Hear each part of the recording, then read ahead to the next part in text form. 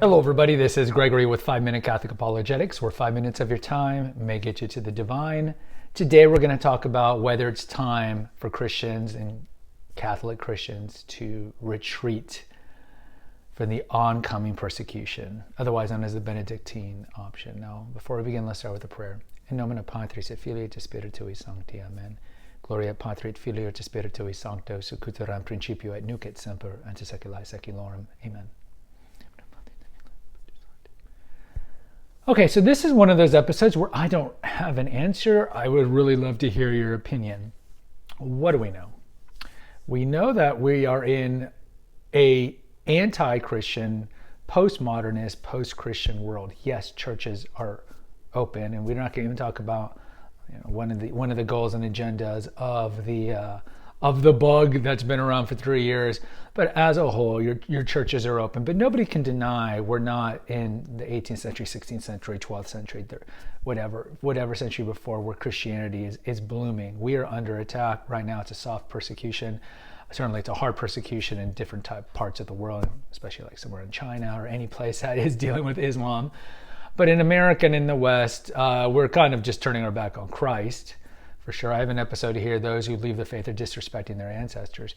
But we are on the precipice of persecution.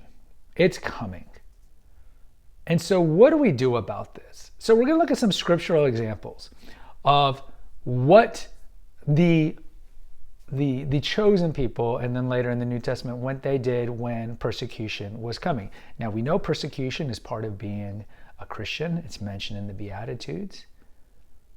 It's mentioned throughout the Pauline epistles. And certainly you see it in the book of Revelation that the righteous will be persecuted and many will die, but ultimately we will be victorious.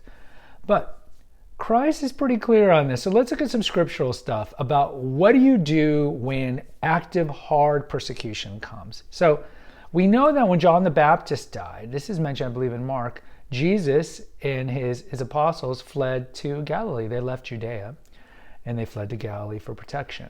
What else do we know? Jesus talks about in the future that it's not necessarily a bad idea to flee when the sheetrock's about to hit the fan. So let's look at Matthew 24, verse 16. This is when he talks about the desolating sacrilege, when he's talking about Daniel.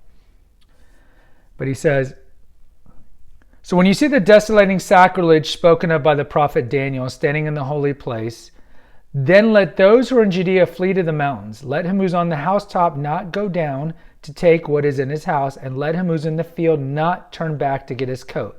And alas, for those who are with child, and for those who are nursing in those days, pray that your flight may not be in winter or on Sabbath. For then there will be a great tribulation," and so forth, and so forth, and so forth. So he's talking about Daniel foreseeing the desolation of the temple in the 2nd century BC when the Hellenistic forces came in. This is largely talked about in Maccabees. So Daniel foresaw that. And so Jesus is saying, look, there's going to be a time, and he's kind of being prescient because he knows what's going to happen, given that he's God, what's going to happen in about 40 years when the Jews destroyed Jerusalem and they destroyed the temple. So he knows what's going to happen, and he's saying, look, there's nothing wrong with fleeing. And if you look at Eusebius's church history probably details this the best, and that was written around 340 AD, where when the sheetrock hit the fan, so to speak, in 70 AD, most of the Christians, the nascent Christians in that area, and this area was mostly, we talk about in the book of James and Peter, was mostly former Jewish converts, but that they fled east of the Jordan to Pella. You look later on, the Gentile converts, certainly like let's say in Rome, when they were getting persecuted, what did they do? A lot of them were martyred, a lot of them witnessed to the faith and died, but a lot of them hid in the catacombs, and a lot of them fled to the countryside. So then you see Old Testament precedences to this: Obadiah 17, Joel 2:32, Zechariah 14:5. Our great Deuterocanonical book, 1 Maccabees 1, 37 to 39, where the righteous are told to leave Jerusalem and Modin because of its wickedness, and they need to escape from persecution. So Going to today, the Benedictine Option. You might have heard of the Benedictine Option. That's kind of being rallied about and talked about by some Catholic content creators. So Benedict, of course, Saint Benedict was kind of the leading kind of hermit of the West. Certainly, we have like Saint Anthony of the Desert and all these great desert fathers in the East.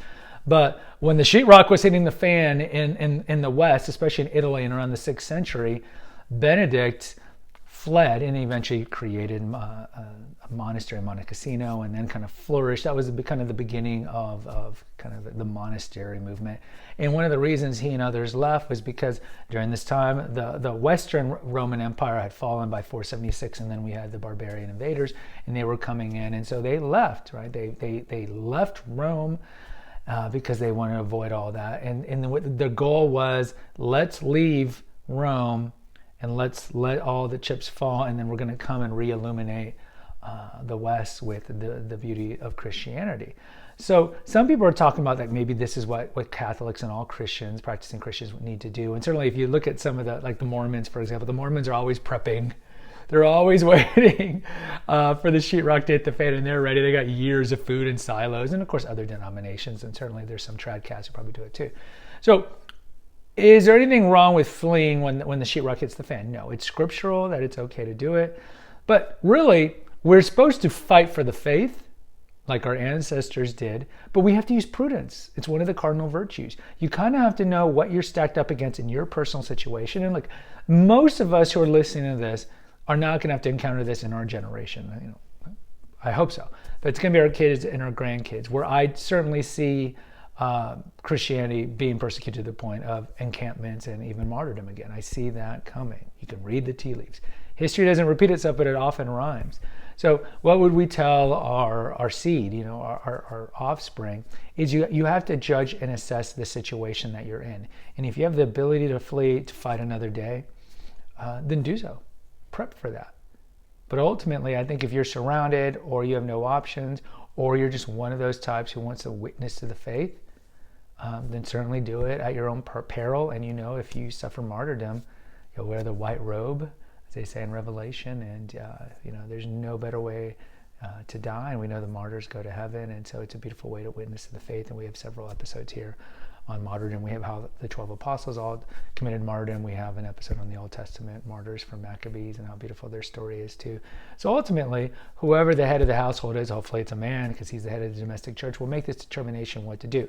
Now, when it comes to like today, some are saying get involved in local election, get involved in school council. So critical race theory and all this nonsense is a push. And others are saying no, just homeschool, go to the country and prep. Ultimately, that is up to you. I think when it comes to local elections, there's certainly nothing wrong with injecting our faith again. And remember, Christian faith was part of politics for all of American history, all of it until recently.